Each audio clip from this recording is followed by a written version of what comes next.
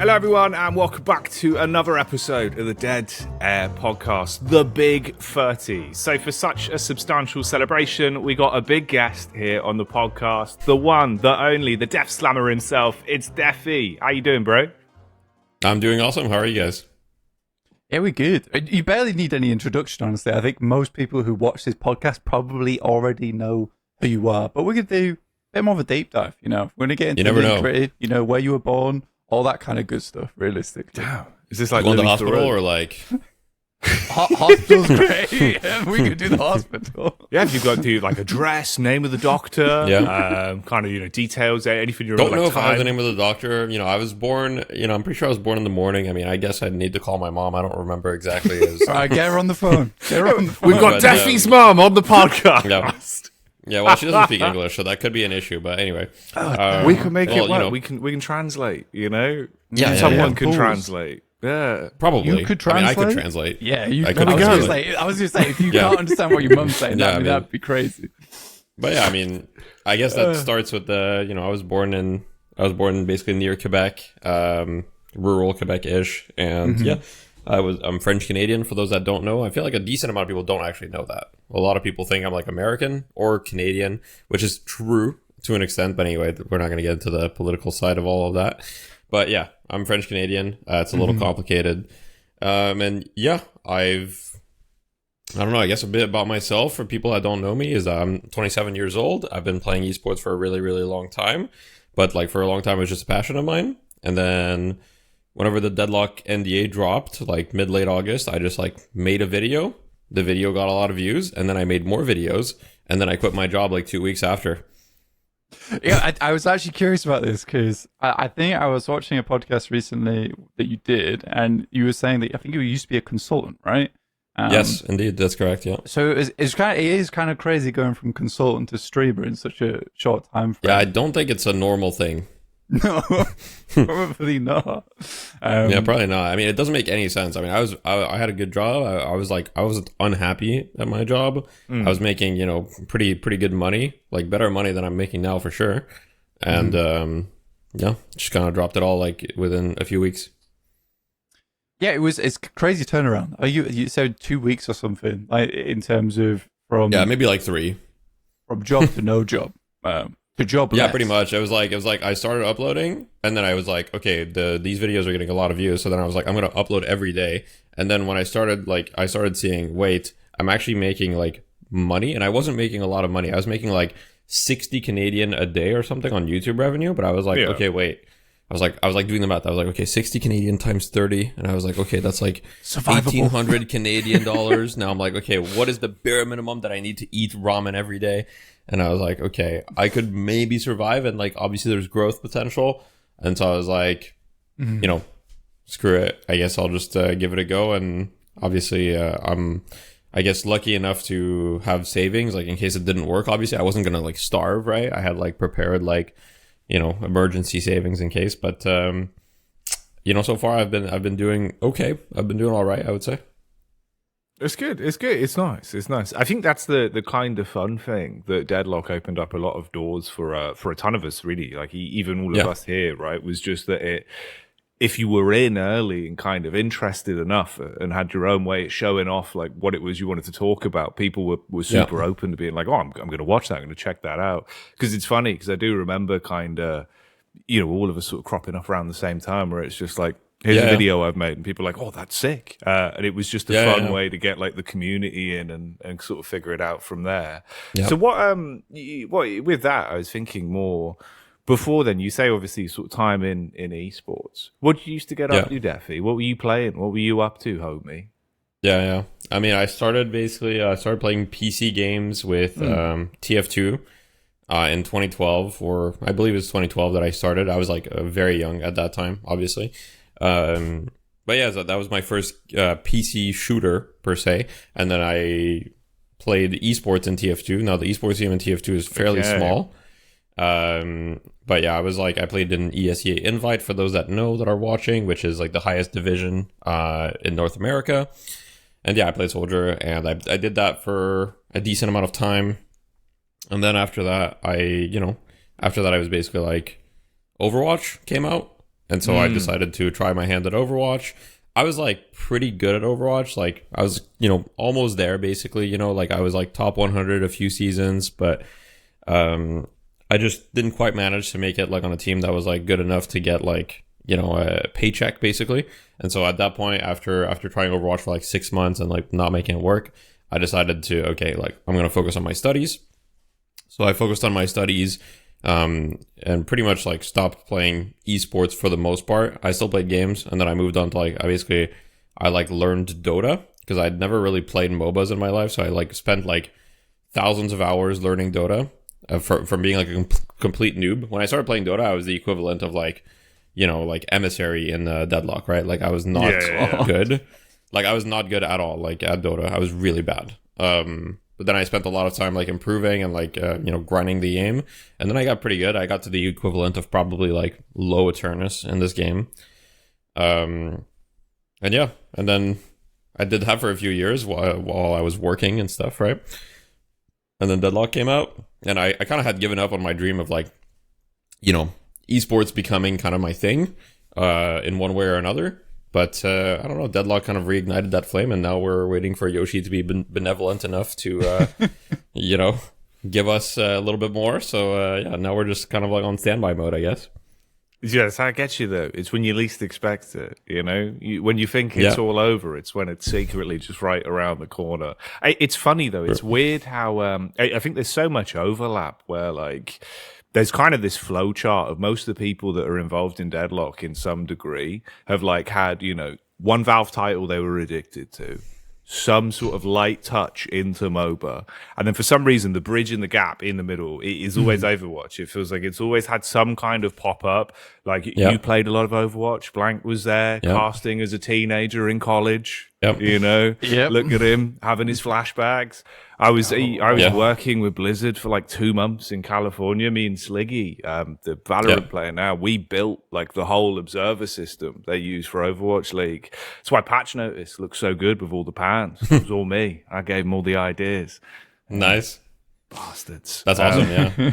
No, there's definitely like this overlap. It's I don't know. I mean, I think it's just Deadlock is a combination of a lot of things that people like. And, if you have like the specific background, you're going to do well in Deadlock. Yeah, I mean, to me, it just like combined everything that I loved about different games. And like Deadlock was like literally like the most addicting thing of all time when I first started playing it, like in May 2024, when I got access, like, I don't know, May 21st or May 22nd, something like that. I was just like, literally like, I had a schedule. Like, I don't think you guys understand, because back then the playtest was like, I think we do. Timed, I think we know. Yeah, it was timed. And like, I literally like, so I'm married, right? So I worked, and then I told my wife, okay, the playtest opens at 8 p.m. Okay, so I get home at 6 p.m. So we have 2 hours together. Okay, we're gonna eat, but like at 8 p.m. I'm not available anymore. Wait, no, you don't understand. Like, literally, this was us, where there would be times where we would play, like, basically from the minute EU servers would go up, we would grind, then we would go and, like, hang out for a bit, NA servers would open up, and basically we would come back, play, pretend we'd go to bed, and be talking to our fiancés, just be like, oh, yeah, we're going to sleep. Wait till they're asleep. Go back, play until that test ends, wait till Asia would come up, play all of Asia, and then go to bed at like 6 a.m. And it was just like this flow of you'd never sleep. Yeah. You were always just, the minute the servers came up, it was like, I've got to go to my PC now. It's time to play. Yeah, I was very sleep deprived as well. I think the favourite one was when we both said we call it quits after EU servers went down. And I came back on at 5 a.m. for NA. Might as well. And then Jacky messaged me saying, you playing Deadlock? Turns out we both come back on at the exact same time to sneak some more games in. Then you're just duo queue. Yeah. Gotta get that practice in. Yeah, I don't know, man. I do feel like there was it was kind of a good time when the servers were time gated. Obviously I enjoy that I can play Deadlock anytime I like right now. But it felt like a whole thing back then. It was, definitely a different era of Deadlock for sure. Different era. Oh, 100%. It's one of those where it's funny because it's like, it's fewer and fewer people you speak to regularly now that obviously were there from like, you know, very early where it was just NA servers set times and that was it. So they kind of don't get the full context. So it is always amusing when you meet someone else like this and we have the kind of chats about it where you do reminisce. Yeah. Everyone remembers something different that's like a weird core memory of that period of Deadlock, where it's like this kind of stuff with the gated server times, some of the weird patches, bro. I remember like me and you had a couple messages before you reminded me of the Wraith cards, the old Wraith cards again. I was like, dude, that was just awful. Yeah, like, the Wraith cards where it was just an AoE around you, or like, I mean, there were so many like weird abilities that were, you know, we like, when you look back, it's like, you know, a lot of people have this kind of like nostalgia about the early Deadlock. Oh, yeah. Like, a lot of people say, oh, you know, they've made the game worse. Like, I get that comment, especially nowadays. Right now, people are unhappy with the patch. And so I've been getting comments of like 12 months just to make the game worse, blah, blah, blah. But like, when you actually think about it, like the game was like horribly balanced. Like, it was terrible. Like, there was some complete abominations. And obviously, there still are complete abominations if we're being honest. But like, back then, it was like, it was insane, but everybody was bad, so nobody realized, you know. Yeah, dude, I was playing with some of the craziest players in EU back then. I always tell Jacky about this. No one believes me either. But like back when the game first released, I was in the MKLS lobbies and all that stuff. I was having a good time. Obviously, they've all outpaced me a million times over. Yeah, of course. They're all insane in the game. But yeah, we literally all were bad. MKLS was bad at once upon a time. Some of the best players in the world were pretty bad. MKLS was like, I remember on like NA servers, like a little bit of a meme, not in the sense that he was bad, but like he was just a Paradox one trick that played. Like he was one of the few EU players that played on the NA era, and he only played Paradox. I literally never saw him not on Paradox. Do you remember when he used to play Veilwalker Paradox all the time and he just wouldn't get off it, and then he started moving on to Shadowweave Paradox? Like, that was the worst time of my life. Veilwalker was like insanely broken when it first came out. Like, that item was a 1250 orange. 1250 orange. It was dumb. So he would play Veilwalker Paradox when it was 1250, and then he would just then build into Shadowweave later on, and he would just hunt you down on the map as Paradox. It was that was when I was like, I don't really want to play against MKLS anymore. Like, this is not fun. You were like, I've had enough. Yeah, I've had enough of this guy. Makes sense. I think the fun thing about that period as well was like the overlap of there's always something interesting about like small betas or sort of invite tests where you get like a lot of mix of like people from different scenes. Yeah, because usually it's like a little list of like, oh, who have I banged out, and it's like, oh, all the Valorant pros, all the CS boys that are still washed, like, you know. And that was kind of what it was with Deadlock again, where it's like you'd queue into familiar names. It's just like, oh, hey, homie, like there he is, get right. Bang out, get right, you know. It was like Devil Walker's playing all the boys. It's funny how many people like got into it and gave it a try. Then obviously only some of them sort of stuck around. But there was a huge sort of the initial sort of test period. So many Overwatch players, so many people from CS. It was kind of an interesting overlap. Well, weirdly, I think like it was kind of a minority of like Dota players at the start, and then that went up a bit. But there wasn't too many of them at the beginning. There's only a few names. I remember playing against Dendy once. Dendy had a Bebop game. That was kind of cool. I was like, oh, there he is. He's having a hook. He's doing the thing. Like, good job, Dendy. Well done. Great job. I think the most legendary Dota player that plays this game still actively is Anna from OG. Yeah. He plays in the like Asia/OCE servers or whatever. And yeah, obviously for those that don't know, Anna's like a 2 times international winner in Dota, like complete legend basically. I don't think he needs to be introduced for anybody that knows Dota, but yeah, he plays this game actively. And there's definitely more Dota players, but also like, to be honest, the game back then, like in May, was like not really like a MOBA. That might sound elitist to say, but the game has moved more and more towards like the core MOBA elements. Way more than like back then. Like back then, it was basically like Overwatch Lite, in my opinion, with like items and stuff. But like, you know, I think the MOBA elements have become more and more kind of like present. It's funny, me and Jacky were having that exact same conversation yesterday. Like we were saying, it's gone a lot more from third-person shooter with MOBA elements to a MOBA with third-person shooter elements today. I don't know if I preferred the with more emphasis on third person. I think they're definitely working a few things out. It also was interesting. You talked about, there's a lot of people talk about how the patch is not great at the moment, and that they've made the game worse. I do think that when you shift away from having the 4 dedicated slots for each item, then you flex slots on top of that to just completely free open slots, anything you want. Yeah. They did take a big step back, honestly, in terms of balance, because it is now really hard to figure out what's going to be broken, what's wrong, because people are creating the most wild stuff. Yeah. Yeah, I'm sure that they knew, like, I mean, obviously when the item patch, like, came out, like, balance wasn't great, and it's gotten better as far as the items. Now, of course, there are still some items that are, like, overtuned, still some items that may be a little bit undertuned. They're kind of working on that. I don't actually think the item balance is that bad right now. I think for the most part, it's actually, like, decent. I think there's a few outliers here and there in each category that are like, okay, you know, maybe we should look at the fundamental mechanics.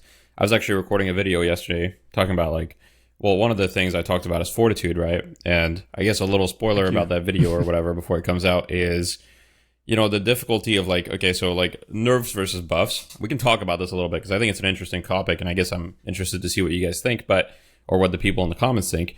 But a lot of people, I hear the comment of, like, Valve needs to stop nerfing, they need to start buffing. I don't know, you guys probably hear that too, right? Yeah. And, you know, I think a lot of people, this might sound like arrogant, but I just think that a lot of people think that they want buffs, but, like, when buffs actually come out, they're not going to be happy. And I think this kind of goes with, like, the whole players are really good at knowing when things are unfun, but they're really bad at suggesting how to fix it. Yeah. You know what I mean? Because basically my argument in the video in part is, like, at the end of the day, you know, all that matters is relative strength, how strong your hero is compared to the other heroes. If you nerf everyone, it's not like that's going to make all the heroes less fun. You know what I mean? Like, it doesn't inherently make them less fun if they all do 50 less damage. And so when you're talking about buffs versus nerf, you also have to think about the inherent game mechanics, the underlying game mechanics that it impacts. Like, for example, if you buff everyone in terms of damage, that reduces the time to kill. Like, people die faster. So then you have to also buff defensive items, because with the item rework, clearly Valve wanted to make time to kill higher. Like, that's very clear because they reduced everyone's damage and they upped everyone's health. So, like, they wanted fights to be a little bit longer. They felt people died too fast. So now, like, for example, 7 right now kind of, like, bypasses that a little bit. You know, Shiv does to an extent as well.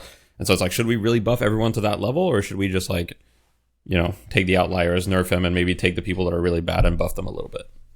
Yeah, I think it's one of those where, at least with how they've kind of approached Deadlock generally for a long time, it feels like everything we get at sort of its initial point of, you know, it's added to the game, or it comes in as a new ability or a rework or new hero. It feels like we get it at a slightly above kind of baseline level where it's already slightly overtuned, because they always throw it out as, like, look, it's strong. Do you actually enjoy it? And then it's far easier to nerf it down. But I think that's what people get lost on, is it's like, obviously, if you get something broken, you can nerf it to get it in line with everything else. If you get something that's really shit and kind of, like, super low power to use, buffing it up to meet the baseline of every other hero is a lot harder and feels more awkward.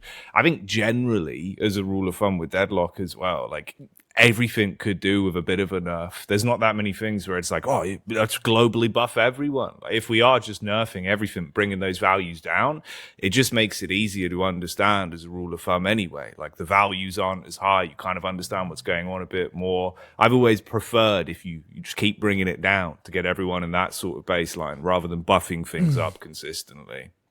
I was just kind of curious because I think you're very right in terms of people asking for buffs, because especially the way a lot of MOBAs do it at the moment, which is you make everything stronger and stronger, and then nothing's broken because everyone's broken. And that I hear that all the time, and that it's kind of a frustrating comment for me, because I think when people say that, they don't realize that there's a lot more depth to that than just, oh, everyone just needs to be broken, then it's going to be super fun. It's like, okay, you might be able to kill that guy in 2 seconds, but also, what if he just has mail skin and then he just shoots you in 2 seconds back? You had absolutely no counterplay to that whatsoever. Like, what do you do? So I think Deadlock's really difficult because it doesn't really follow the same MOBA strategy of just buffing everything to make everything stronger, because there's, like, a lot more dimensions to it. I think you know, part of my argument in my video that I recorded is you know, I think that honestly Valve is just kind of like in maintenance mode with Deadlock balance. Like, if you look at a game like Dota, for example, which I'm fairly certain a lot of people that worked on Dota are working on Deadlock. I mean, you see a lot of overlap, right? Especially in terms of items and like things like that.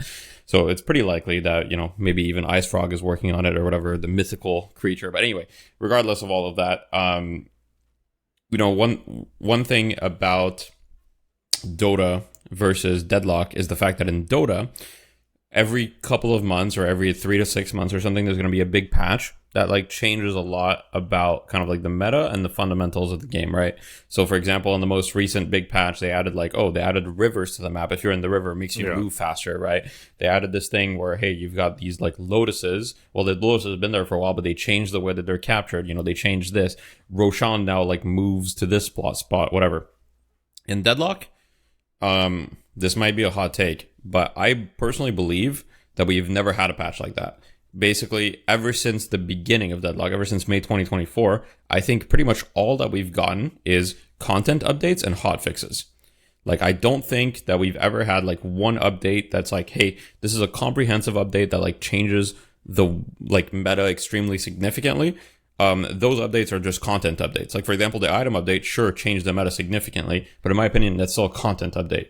Like, the balance just came as a result of the content. Yeah, well, right now it's like they don't. At the moment, this is just a case of they're trying to get out of alpha without upsetting everyone that's playing the game. That's it. Yeah. They just want to keep some people around, right? You know, they're just trying to keep people at least somewhat happy. But obviously it's backfiring a little bit, and like, you know, they could definitely do a better job. But I think it's like, you know, I just think frankly that that's where they're at right now. They probably are just like, okay, well, everybody's complaining about Wraith, let's nerf Wraith, you know. Yeah, they're kind of just like going down that path. Just got to get into open beta. Just finish the map, get more heroes out, placate people in the meantime with the hot fixes, and then I think you're right. I don't think it is a hot take at all. Like that we haven't had that comprehensive update just yet, but that will come once we're in update. We're in beta, which is basically released in Valve's eyes. Once it's open beta is like akin to release. I don't think this game will ever have like an official release. It'll just be open beta. And, you know, maybe if we want to huff the copia, maybe it'll be announced at TI this year, which is in September, I believe. Mm-hmm. So that would be, I mean, that's like 2 months from now. Honestly, that's not impossible. I don't know what you guys think. I'm kind of like, obviously, I don't want to think about it too much because my life is tied to this game. So having my hopes up, like, you know, I've talked to Jonas a lot, and every time he's like, yeah, you know, I think like open beta could be this year or whatever. And I'm like, you know, I'm being a pessimist on purpose because like, obviously open beta would be huge for me as a creator. And so I'm like, I don't even want to think about it too much. No, it's very good. Yeah, it is. We've had these conversations a lot since, I don't know. I mean, we were kind of prepared, like when we started Dead Air and stuff, all three of us spoke about it, and we were kind of prepared for the idea of like, it might even take way longer than that, of like, okay, maybe about 2 years from now, game will be out, like we'll see how it goes. We didn't even know when that period was of like, obviously, August 23rd or whenever it was when they just decided, right, you can talk about the game now.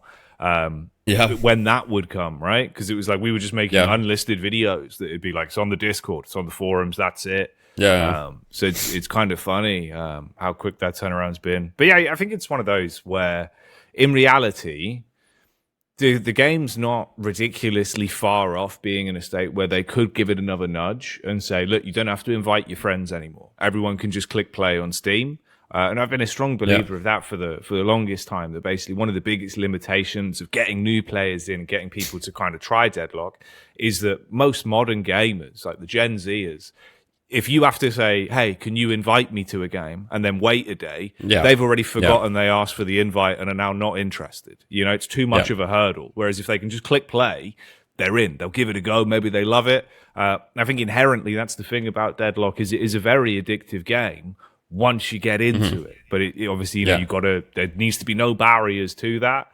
A lot of people, again, as well, it's just it looking pretty. So I think one of the bigger elements you can see, like when we get the little updates, every time with a hotfix, like 1 or 2 assets gets changed that isn't in the notes. So there's clearly some sort of back end work on all that.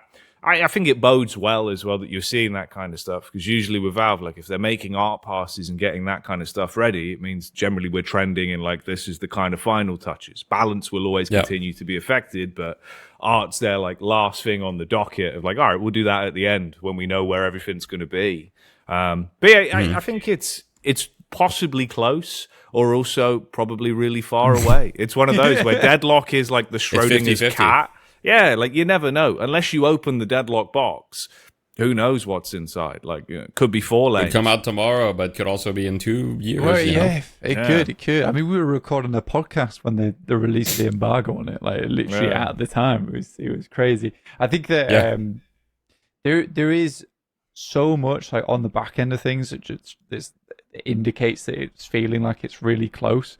I'm more of an optimist in this sense. I think. I don't know if it'll be announced at TI. I don't know about that. I'd love for it to be announced at TI, but I was thinking like December, February next year, and the end of this year. That's where I feel like, you know, maybe open beta would come. It really depends. It depends how many heroes. If that's the time, though, why wouldn't they announce it at TI though? You know. That's true. That is true. I think you're not wrong. Because think about it. They announced Artifact at TI. Yeah, but they don't do any marketing for Deadlock at all. They've just done zero. Well, right now they don't, but actually last year at TI they played a little Deadlock clip. That was an accident, though. It did. That was the production. That was the PGL. There's no way homie. that was an accident. That was the PGL homie did it by accident. I could attest that was an accident. That was a production. There's no way that's an. How is that an accident? Because the observer, I know the people at PGL. It was an accident. Played a Deadlock clip. It was a meme, bro. What? They like Deadlock. I speak to the PGL people. Like they like the game. No, it was a mistake. Like they didn't mean to. Okay, but I remember seeing that one on Reddit. No, like it was just a mess up. Like the production homie just cut to the wrong feed. The guy was just watching a Deadlock clip. Okay, but why did he even have? Okay, I see. Look, as far as I know, that was the story. Like it was just a mistake. Maybe that's the official story. You know, maybe, true. Yeah. There's 2 sides of every coin. I don't know. I thought that Deadlock clip was like a little nudge. I thought it was a little nudge. I don't know. Maybe.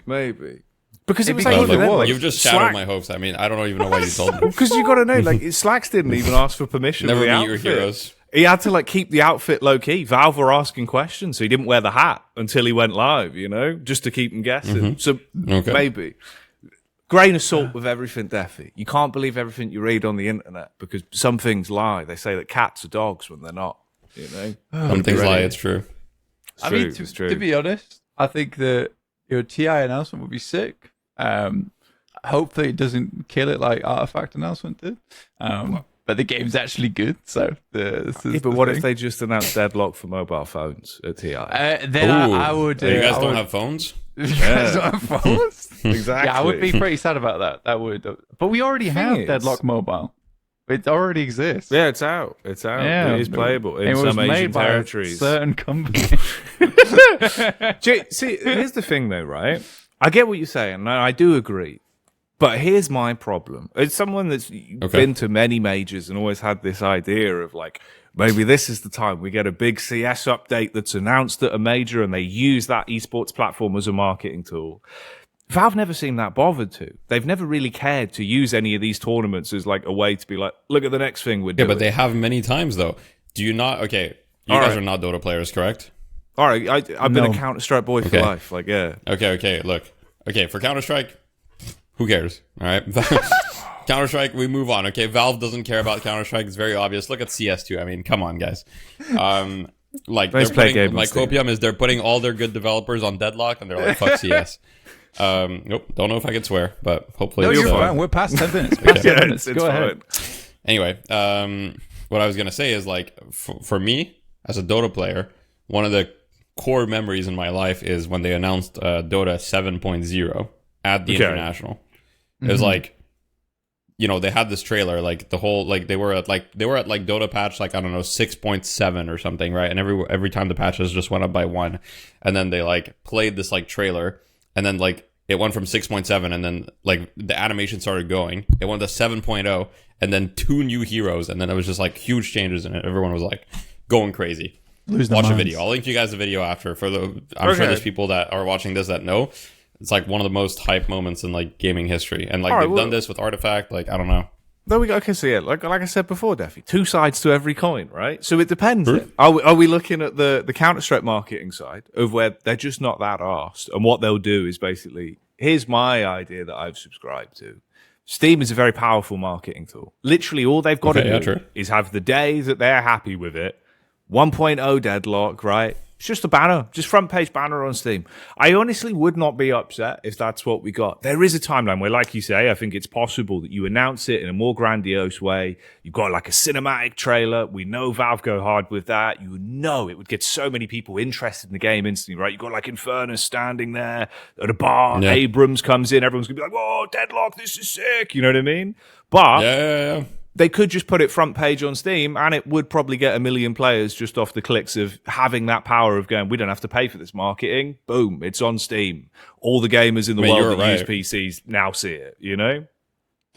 I mean, the weird thing is that, you know, for it being announced at TI, like, I hope they do it. And what you're saying about, you know, copium, I feel like it's not copium. You are just stealing all the devs right now to work on Deadlock. Like, it's an incredible amount of work that's been done on Deadlock. It's their choice. It's their Remember choice. That way. They can go wherever they want to go. They're not being stolen. They're not being stolen. Free people. Exactly. They're wheeling across. They're like, I like. They're moving that desk right now. Let's wheel that bad boy. They're not stealing. All the devs are migrating to Deadlock. They all want to work on Deadlock because Deadlock is so exciting, it's right? So good. It's not like DreamWorks. DreamWorks. On CS, it's been the same game for 25 years. Like, you know, we can move on. Yeah. Add an extra bullet to them for. It's not very. I love exciting. CS, by the way. I just want to make that clear. Like, I actually love CS. No, it's I have like 2K hours. I think it's a great game. You could be CS hater number one. That's what I mean. It's fine. You're allowed. I've got like 15K hours. CS. Like, unironically, I love Counter-Strike. Like, I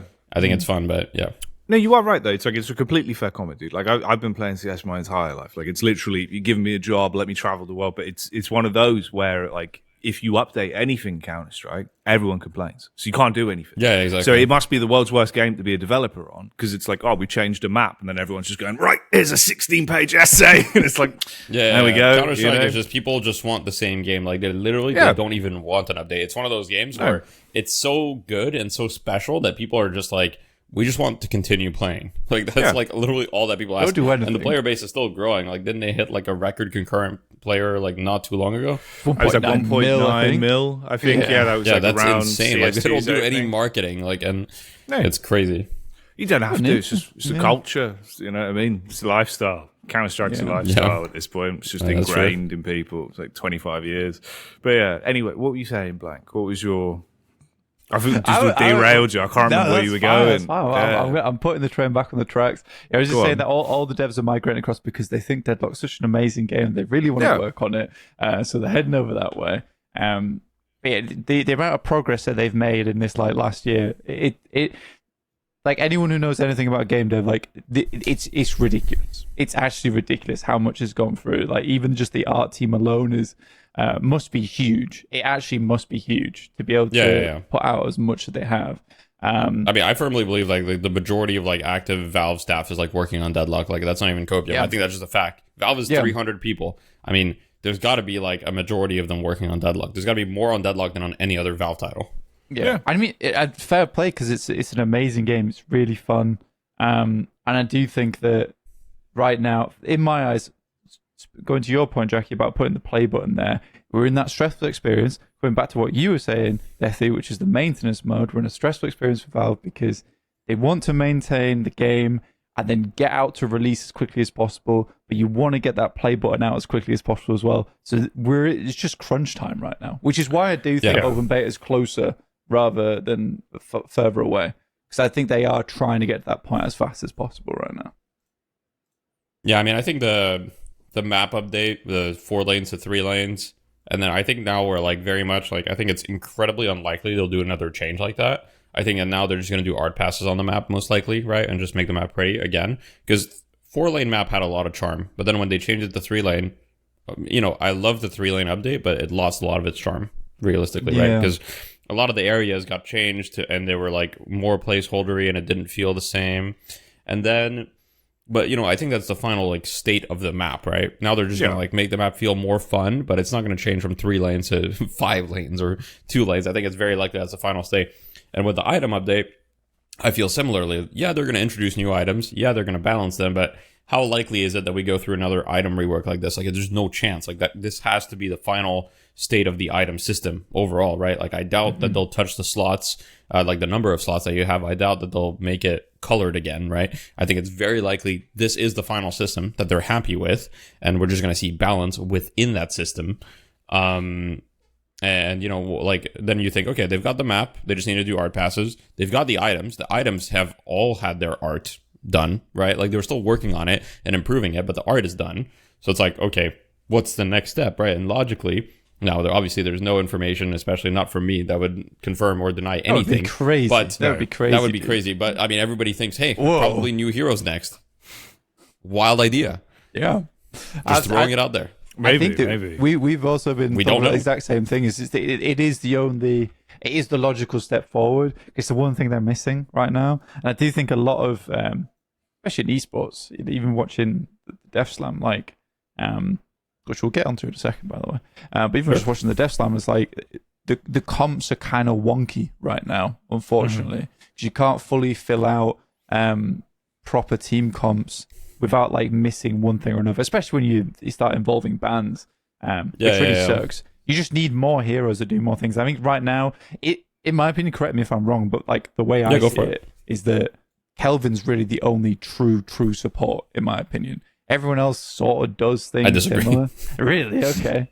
I think, in terms of actually a support hero, do you see from League or Dota? Go on, tell me. Go on, feel free.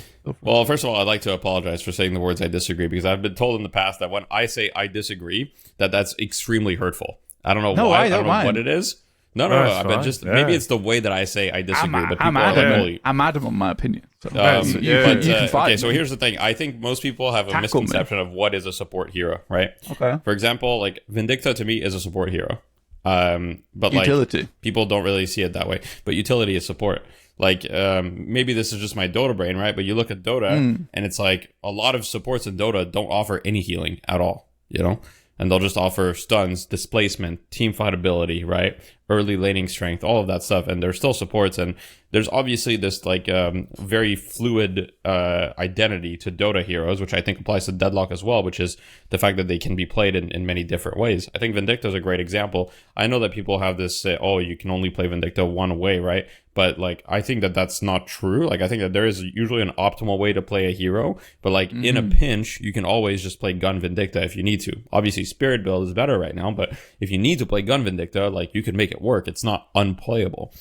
But yeah, like in my opinion, like, you know, Kelvin is like the best healing support. But at the same time, even then, McGinnis is an insane heal. Dynamo is an insane heal.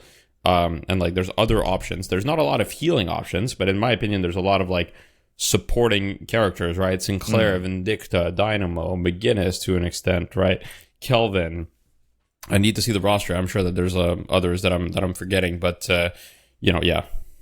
Yeah, I think I think that you're right. If I changed like my perspective of it, and I like consider utility like inside that support role, and we boiled it down to support, carry, and then frontline, then yeah, you'd be 100% right there.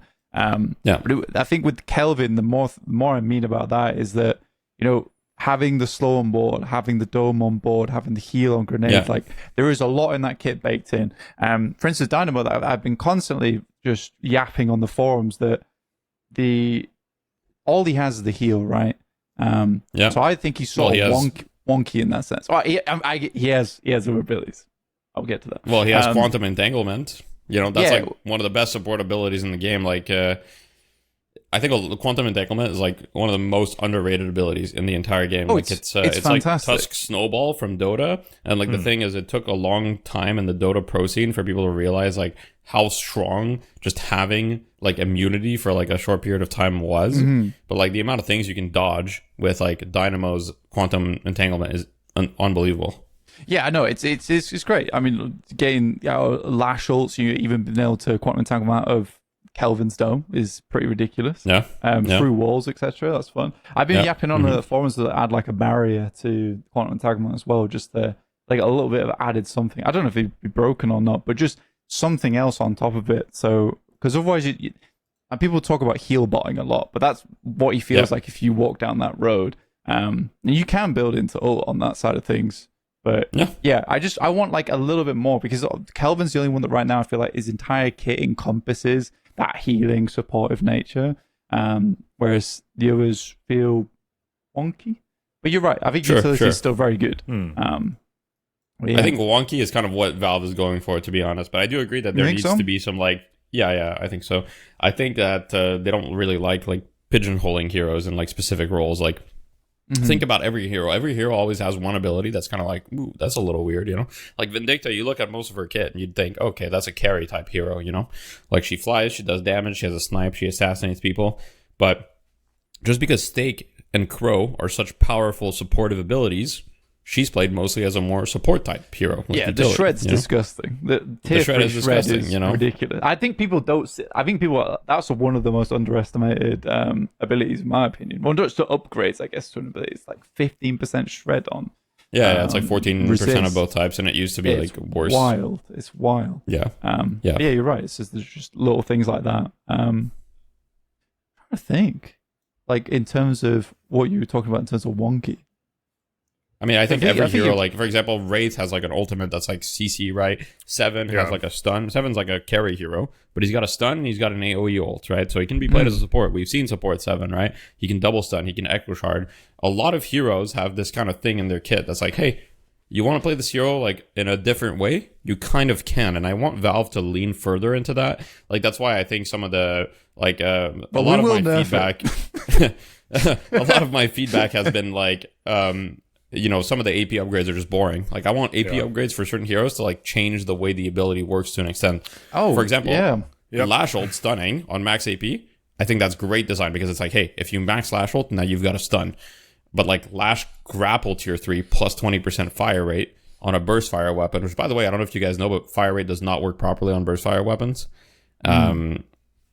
I've been there, mate. I've been recording this side by sides. I've been having a breakdown over all this. Don't worry. You're preaching to the Deadlock choir and analysing guns and going, why does this not work the way it should? Yeah, exactly. It's like, okay, I guess. No, I feel what you're saying, though, because it's interesting where on two different levels here. I've always been a strong believer of, like, you know, we went through the cycles, like jungle update with the map rework, right? Like, where they changed the placements, a lot easier to jungle. Everyone was saying, we need a dedicated jungler role. We should rebalance heroes so someone can just be a jungler.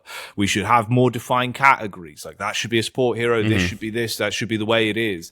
I was always like, well, that sounds awful. Like, ever since day one of playing Deadlock, the whole point was, it was like, look, you play 3 different types of hero. You could be a gun hero, you could be a spirit hero, you could be a healing hero if you want to, on basically everyone. Everyone is slightly better at certain things, but most of them could do the same kind of job. You know what I mean? Like, dependent on the kit.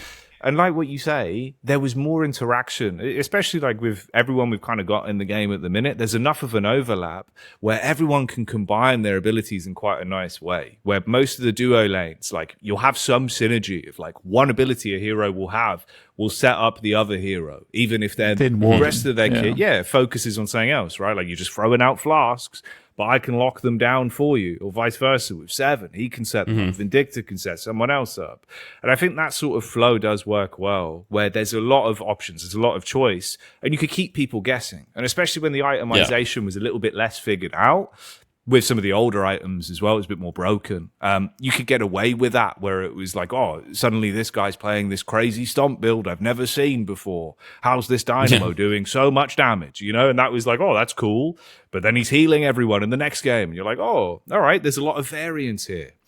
Now I think we've boiled it down a lot more, where for a start, builds are just easier to find. For the average player, it's all right in front of you, which is good. Like, don't get me wrong, it's a good thing, right? It's at your fingertips. You can learn through other people's experience of, like, here's the Deathy ult build. Everyone's like, oh, cool, I can understand how to play Lash, and I don't have to worry about items, which does help. But I think we pigeonhole players a lot more there, where the experimentation of figuring out, like, I could go left field on Lash all of a sudden and do this, goes away a little bit. So it does get more boiled down. And I think that's why it's generally now things are a little bit more sort of clean cut, with you have to play like this, you play like this.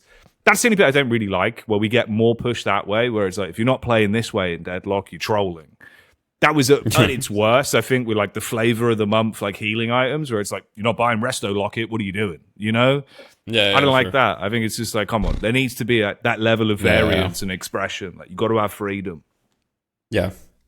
For the Americans, I think that's I think it's actually kind of like a nice segue, because like obviously I deal with a lot more of the average player, like with my Death Slam stuff, right? So if you wanted to talk about that, you know, in the coaching that I do with them or whatever, I'm always like, whenever I coach players that are, you know, average rank or whatever, whether it be Archon, Emissary, etc., I'm always like, I'm not going to tell you what to build, because at the end of the day, I want you to kind of like experiment and have fun with it. But I will challenge your kind of like understanding and how you're thinking about items. That's usually what I focus on. It's like, okay, why are you buying this item here? And if your build is not optimal, but your thought process is sound, then I don't have an issue with it. Obviously, I don't have an issue with someone just having fun as well. I want to make that clear, right? But obviously, when people come to me for coaching, they want to improve. Optimal. So they want to get better. They want to get better. So I try to focus on like, okay, well, here's kind of like how I come up with builds, you know? And I think a lot of people, the problem is like they don't even understand how to come up with builds, because there's over 150 items in Deadlock, you know? There's a lot. I think we had a conversation once upon a time about how right now we're getting further and further away from your average player and your build makers, which I think is a bit of an issue, especially when you have a dwindling player base as well, is that you can have less and less fun builds. I want people to experiment more in game. You don't see it enough, because a lot of times it's just, I'll play this hero, you selected build, done. I don't never think about it. And you have no thought process, and you never see... That's why like you cross a very specific threshold as you're ranking up, and you start seeing return fights, start seeing metal skins, start seeing majestic leaps, and you're like, wow, I hate the game. This really sucks. I need to figure out how to counterplay myself, because I can't just buy the same items every game.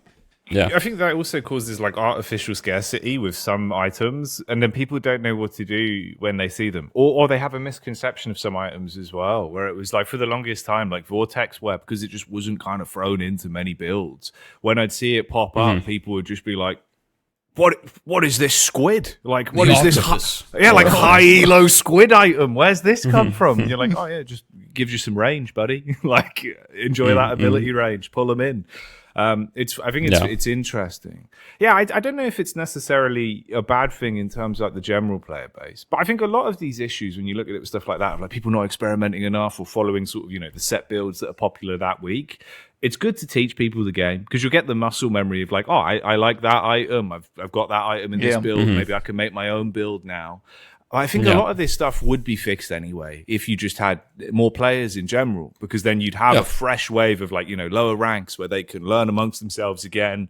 It would kind of balance out the skill distribution, so people would have sort of fairer games. Maybe there would be more room for experimentation, where it's not like, I've died 5 times in lane, I'm just getting my head kicked in, I don't know what I'm doing, you know?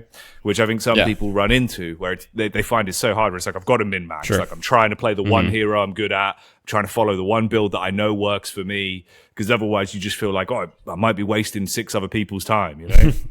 I mean, speaking of improving, you just finished, I think it was on the 12th of July, right? The finals for NA, I believe it was. Death Slam. And for people who aren't aware, Deathy runs, you probably are, but if you're not, Deathy runs a tournament frequently where anyone can join, and it's hopefully not pro players. It's mainly just your average Joes, and sets you up in teams. There's a lot of teams that are able to join as well, and you all get personalized coaching. So why don't you tell us a little bit more about that? Because I think that's a very important thing for the community in general, and a lot of people don't know about it, but it's good. It's great. Yeah. There's probably a decent amount of people watching this that will not know about it, because like we've done like some marketing or whatever, but to be honest, we're kind of always over capacity anyway. So it's kind of never been like an issue of like, oh, we don't have enough players, which I guess is crazy to say in Deadlock, you know, because we're kind of like, oh, we have too many players almost every time. We got like 400 applicants last time. You know? Oh my God, that's so many. That's a lot of people for Deadlock. You know what I mean? Yeah, it's crazy, man. Especially in North America, because that's all North America. Anyway. Basically, so I'll make it brief. Back in February, like, you know, a member of my community, Ref, kind of reached out to me for coaching. And then he kind of pitched to me this idea of like, you know, a league for like the more average player with like coaching and stuff like that. And I was like, oh, you know, that's cool, but I'm not so sure. But I was like, hey, we can maybe talk about it. So we talked about it more. We're both in Montreal, so we actually got lunch. We talked about it. And, at that point we decided, okay, well, obviously a league is a lot like to ask of players, and like we want to make this for the average player. So I was like, why don't we just do a tournament that's like, hey, 2 weekends, We make the teams for you, so you just sign up as an individual. You can ask to play with some friends if you've got some, but no guarantees you'll get matched with them. Yeah. And then let's see like who signs up. Let's see how it goes. So first thing we did, that was like we ended up doing that in May. We got like 300 signups, and basically the experience goes like this: first weekend, just seeding, and you get one coaching session beforehand. It was originally all me, but now I've got a couple other coaches. But essentially, either it's like, a turn to 6 players or pro players is essentially kind of the bar for coaches at the moment. By the way. Yeah. So it's kind of like, the really high level players just like coaching, Archon or Emissaries or Oracles or Phantom. So yeah, you've got the first weekend and then the second weekend. And then afterwards, if the teams had a good time, they get to join the league if they want to. So the beauty of it is you don't have to commit to something long. You just commit to a tournament for, 2 weekends. See how it goes. And then if you like it, if you like it, it's like, hey, I like my team. I want to keep playing. Hey, join the league, and it's going to be 7 weeks, and you're going to play a more standard format. And basically, we think playing Deadlock alone, in my opinion, kind of sucks a little bit. It's not the full experience. You want to play with friends, you want to play with the team, you want to play with these things, and it's just a much better experience. So then, anyway, we did the second NA1, and in the first NA1, we made a total of 8 teams. And then the second NA1, we made a total of 24 teams. And also, if you guys have seen, like, crazy. We've got we've got crazy production, shout out to like Kashi and Sochin and Griffin and everybody helping kind of behind the scenes. And we've got a bunch of automation as well. So anyway, I'm going to take this time to do a little announcement as well, which is for a new thing that's coming up, because that's kind of like the vision. But the NA scene is pretty, pretty desperate for stuff, right? We've got kind of nothing going on for us, especially since Fight Night. Oh, yeah. Fight Night has been kind of on a bit of a hiatus. But anyway, so I'm going to be hosting like a pro level tournament as well. That's going to be coming up, like an actual tournament, So don't have any dates yet. Right now, we're kind of looking at like August 16th, 17th for the actual tournament. But basically, my gripe with Fight Night, and this is not like Fight Night's fault, but Fight Night was never meant to be like the main tournament, Boxing gloves are up right now. yeah, but Fight Night is a show match, It's like one night, and it's like a best of 3 and a best of 1. But that's not really a tournament, you know what I mean? That's just like, a weekly match. And originally when they started, they took their placements from tournaments, and they were like, we're going to invite the top 3 teams from a recent tournament. But now there is no tournament, so they're just kind of like arbitrarily deciding, and it's fine. But I'm like, okay, NA hasn't had a real tournament since the Space Station Gaming tournament in December. And so I'm like, okay, it's time to change that. So yeah, we're going to do like a real like double elimination, right? Like we're going to do an open qualifier, like, best of 3s in the double elimination bracket all the way. Going to try to have like a crowdfunded prize pool. Saya from Melee Creeps has already like committed $600. So seriously? We could probably get to we probably get a decent prize pool. Maybe I'll sell some merch. Kind of working on that right now to try to fund it. Not sure if that's a terrible idea, but yeah. Anyway, that's the announcement. I haven't made an official announcement, so you guys would be the first. Oh, sick. Amazing. Yeah, we could throw that out there, 100%. That's so cool, though. Yeah, and I think you're right in the sense that it is sort of just a show match, and we don't get too many, like, good fun tournaments. I mean, we did the 1-win-1, obviously. It's not NA, though. That's like, 1-win is sick, It's super fun. Just 6 days of gameplay, just back-to-back. Yeah. And, tons of Deadlock. But yeah, I think NA absolutely needs someone like that as well to, like, kind of thrive. Especially, like you're saying, just so many tournaments just don't exist really anymore. And I'm glad that you are. Because in Fight Night, you're either first or you don't exist. Like, for example, with my team, TF2 Boomers, we were very often, like 4th best team in North America. But to the eyes of the public, we sucked. Because we just never won Fight Night, We just never won Fight Night. But it's like, doesn't mean we were bad. It just means we weren't the best. But like, since there was literally nothing else, like for example, in the Space Station Gaming tournament, we got 3rd place, Yeah. And so that was fun. That was cool because it's like, hey, we got 3rd, we have something to fight for. But if you couldn't be number 1, like in Fight Night, there's like literally, if you can't be number 1, there's not even any point in trying because there's no other like result. Yeah, because you must feel bad as well because it's not like you're proving yourself against 16 other teams that are in there. It's just like, well, we were 4th, but technically you don't have like the last. incremental like climbing the ladder type of situation. It's like either you're the best of the region or you're nothing. Yeah, which must suck. Yeah. Because I don't think TF2 Boomers were bad at all. Like, as a team, you guys were pretty good. Like, honestly, watching you was fun as well during Fight Night. And people got to remember, like, going up against some of the craziest players out there. And TF2 Boomers just, like, still were doing fairly good against them. Like, VP is disgusting. VP is just disgusting. Did you guys, like, on the coin flips, did you play different servers each game? Because I never really got fully into the nitty-gritty of that. No, I mean we didn't really play EU much, like at all. Pretty much, like there was a lot of drama like early on in the competitive deadlock scene with NA and EU, like of like the rules of tournaments and stuff. But pretty much after that initial drama, everybody was kind of like, we're just going to keep it. Maybe separate. We should be careful about the cross-region play because it seems to be delicate and also like complicated, and someone's going to be upset about the ping or the server choice or blah blah blah. And so now it's kind of like there's EU tournaments, there's NA tournaments, and if you're from another region, you could probably join the EU tournament or the NA tournament, but they will not accommodate you whatsoever. You'll have to play on the servers of the region, which makes sense, So let's wait for LAN for that. Yeah. Oh man, I'm excited for LANs, for Deadlock LANs, if they ever exist, which I hope they do at some point. Because I mean, there's no way they won't exist, right? Right. I mean, it should do. Right? Yeah, true. We'll get there one day. Yoshi, I know you're watching right now. Make it happen. Yeah, I think it's interesting actually as well because I've had this conversation before with that where I do want to see how Deadlock actually feels properly online because that's one of the benefits of like CS:GO felt great online and on LAN. CS2, I'd say, arguably feels vastly better on LAN than it does online, hands down. Like playing LAN games of CS2, you feel it actually work. Like Subtick is unbelievable on LAN. Obviously, Deadlock doesn't use Subtick, but it's still like with the way that it works, theoretically, should just feel way crisper. So I'm curious to see like just how good the game could feel in that environment of like an actual matchup on LAN properly, no delay, especially once things are a little bit more ironed out as well in terms of like the arbitrary nature of things, with like hooks and stuff like that from Bebop. I think it could be unbelievable. It could feel really sick. Don't talk about Bebop. I think it's one of those as well where it's like the age of the scene. I brought this up before, but I was saying it's interesting because obviously everyone's so young for the vast majority of like competitive Deadlock players, right? You've got people that are all like born way after the year 2000, like 2001 to 2006. You've got 16 and 17-year-olds. Yeah. And that's like, some of the best players in the game right now. And it's interesting because obviously I think for a lot of these people there would have been no reason for them to ever have played at a LAN before. It's not like they've got LAN experience in a different game. For the majority of them, Deadlock, if they continue on this path and then start playing like actual competitive events, we get like PGL Blast, EFG come into the scene, you're gonna have to go through that like trial of fire of kind of growing up whilst also getting into playing LAN matches with cameras in your face. It's gonna be cool. I think that's one of the interesting things of like seeing how people adapt to it when it goes from like you've been grinding for 2 years in your bedroom, now we're here in an arena, now we're here in a studio. Like, how do you feel, Yeah, they're like terrible. I feel awful. I mean, I want to go home. It's cold. I'm scared.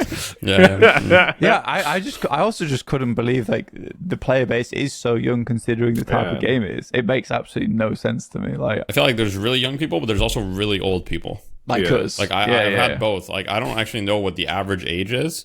I think the average age of my viewers is like 26 to 30-ish. I think that's similar that young. That's us. That's us. You've got the audience. We have the same. Audience, I think that is a lot of like. Well, yeah, we definitely have like a lot of a lot of. Sorry, what's the word? Shared audience overlap. Yeah, overlap is the word. Which obviously is great because you guys do something that's like we both do very different content, so it's very complementary. Like you guys can cover the patches in great detail, and I can just be like, hey, just go watch the Dead Air video, and I can focus on like just yapping about like what's good or what's not good or the balance or whatever. So it's a very complementary. It works quite well because I usually watch your little analysis like day one, and then we have patch notes come out slightly later, which I'll go through as well because it's all visual based. But it's like nice to hear your opinions, and then get like all the visual based and hear like what Jacky's thoughts are on it. So yeah, it works. It does work out really well. It's very nice. But it's overall, it's just it's also been very cool, I think, for me and Jacky wise, just seeing you grow as like Deadlocks continued, because I think we've had like sort of a similar pace as well in terms of subscribers, in terms of followers. We're always kind of neck and neck. It's crazy. It's crazy, but it's like it's nice like growing alongside one another, if that makes sense. Yeah, for sure. I think it's really cool, and obviously like you guys may have like a bit more of like professional esports background, right? Like I was just a dude. So I think that's like really, really cool. And I think that's part of the reason why, I guess I don't want to pat my own back, but part of the reason why people like watching my stuff, I think to an extent, is because I'm very grounded person, you know, like I understand at the end of the day, it's just a game, right? Like I'm not, you know, playing Deadlock and like, you know, just like being insufferable, I guess, to put it, you know. Oh yeah, like on the other hand, we are insufferable. So. Yeah. No, I think it's fine. That's a fair point, dude. It's also like it's the same thing with us, because that's the thing. I think it's very different when you see, like, even with me and Blank when we cast, like we like having fun with it, because I think that's one of the things about Deadlock is, like, obviously it is such a kind of open-ended game, and I think if it follows in any kind of direction of scenes like Dota and CS, at least like it's the fact that if I go on a CS broadcast and say what I want, you know, I can mess around and can have fun. And I think those elements are what Deadlock would benefit from as well, where I don't think it needs to be up its own arse. You know, it doesn't need to be serious. It doesn't need to be that drilled, especially right now as well. Like it just ain't. Like, we can get into the nitty gritty when something really exciting happens. It's like, whoa, did you see that counter spell? Like, let's actually break this down. Whereas for the most part, it's fun. It's one of those games where there's so much you could discuss at any point.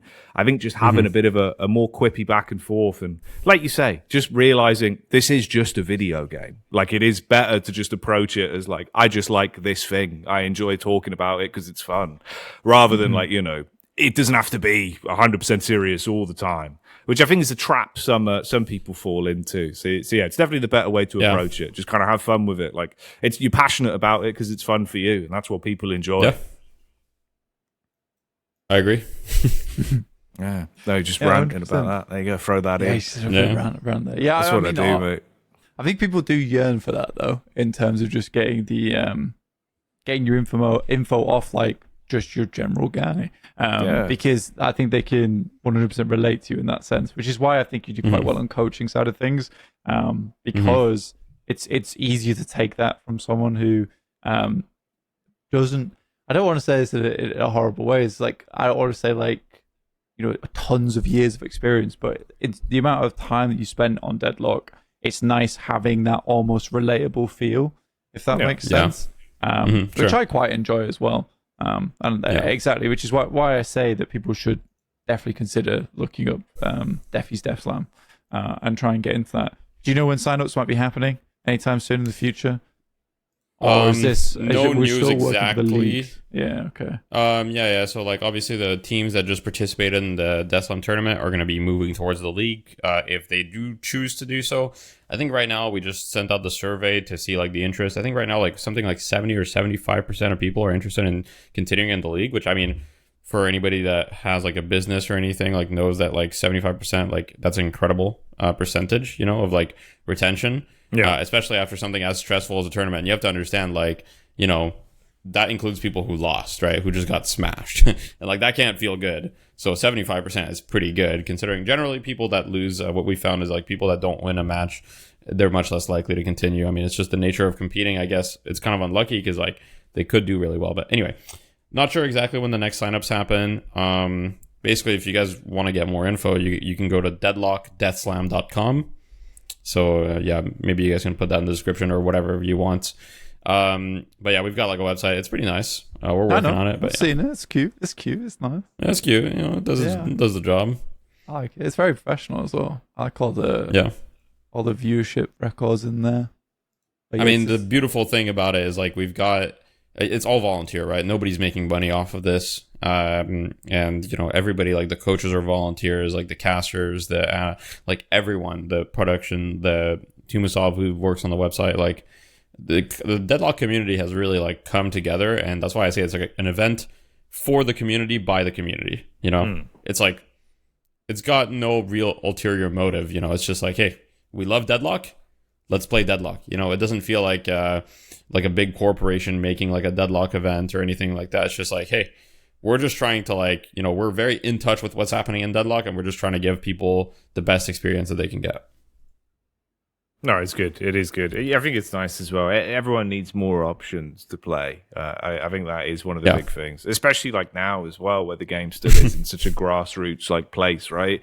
So you just got to have some kind of way in. Not everyone wants to be like the 1% hyper competitive player, but it is fun. It's like in the same way of like just jumping on like a money match or something back in the day, you know, and just kind of enjoying that experience of it. I think you learn a lot as well. It's one of those where generally, you know, it's kind of hard to learn from just queuing games of Deadlock themselves. Whereas an experience like that, at least there's a lot more you can take away. You've got accountability. You're playing with other people. I think I've noticed like a lot of people in Deadlock struggle with things that aren't even necessarily associated with the game itself. It's more like communication.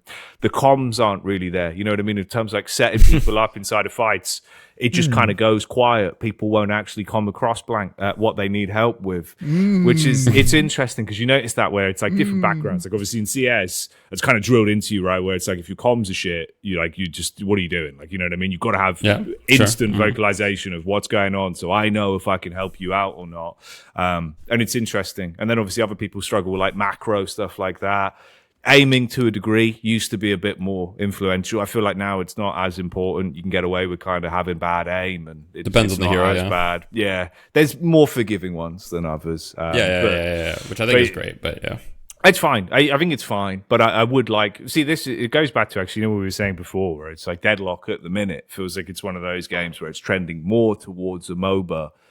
With shooter elements. That's one of the only things I actually missed, where it was like my kind of calling to it was more those sort of heroes where you could show your gun skill and aim skill to actually win fights more than others, where I feel like it's a shame there isn't a bit more of that at the minute. And I would also like the direction of that, where like I think with heroes, one of the things you could do with Deadlock that would really benefit an awful lot of different scenes is having that versatility of like, if you are someone who comes from an FPS background, you've got all of these heroes you could choose from that would excel in that variety.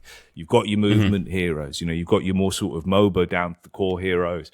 But you could take it further as well, where like heroes that appeal to like the Fortnite audience of like, oh, okay, it's all about, you know, building and this kind of stuff. I mean, she builds a wall. Yeah, exactly. You see what I mean? Like I'm putting up ramps. I'm doing that. I'm going to be building my box like in the middle of mid lane. See, that's what I'm saying, bro. You could appeal to the RTS audience, Deathy. We could have a hero that just like is top down and they just control all the lanes. You control your little minions. Yeah. I want to be like a new role. I want to be a commander and be able to control my teammates. Okay. That would be like good. RTS, and I just like I move them.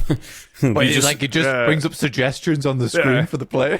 You've been requested to go to blue. I just take over. Like when I see that they're doing something stupid, I just take over their computer. Mate, actually, that'd be a kind of good coaching system. Maybe. Remote like top viewing down. Yeah. Just pause the game. Whoa. Don't make that decision. I'm telling you, hey, I've remoted it. Record scratch. This is me. You might be wondering how I got you. That's good. Sick. So I'd love that though. I think that'd be fun, man. Like versatility in terms of just heroes that are really out there. Because it feels like it's working Deadlock. You know, you could have heroes that just appeal to every genre. Like have the racing hero. It's just straight Mario Kart in just a car.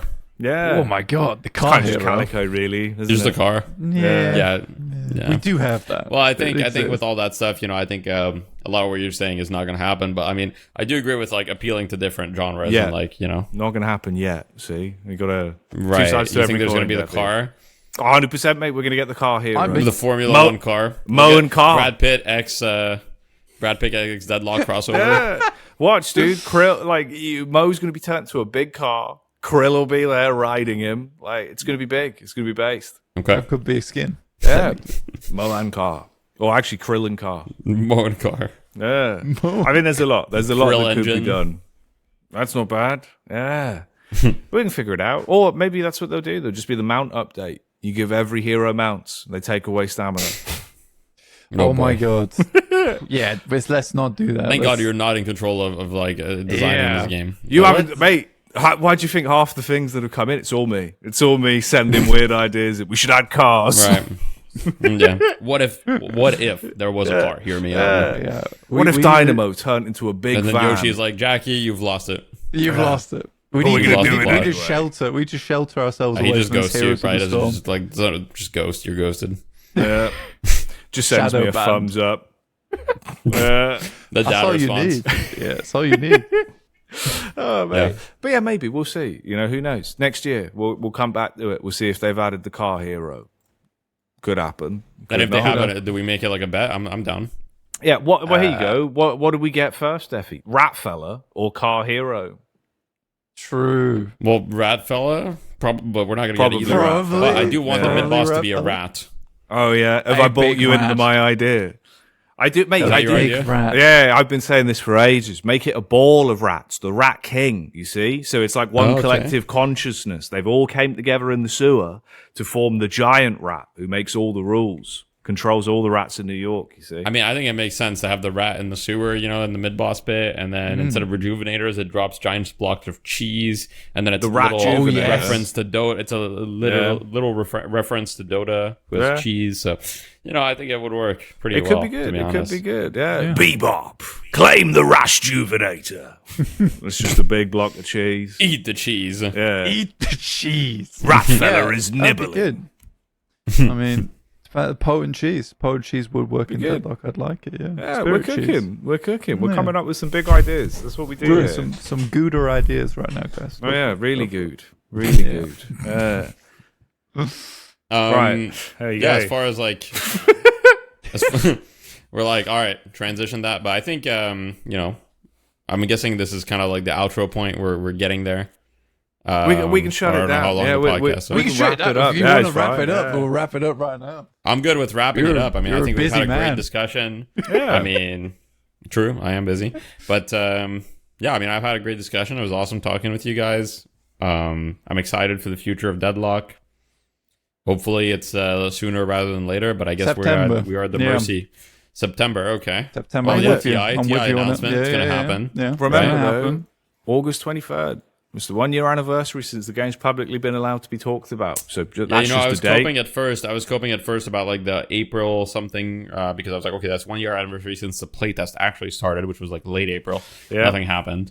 But then like 2 weeks later, the item rework came out. So hey, maybe something did happen. Yeah. So maybe August. I mean, 1 year anniversary could be big, or it could be nothing. Yeah. What if we get skins? If we at least get something like the Christmas skins, where we get little party hats on the heroes, I'd be down.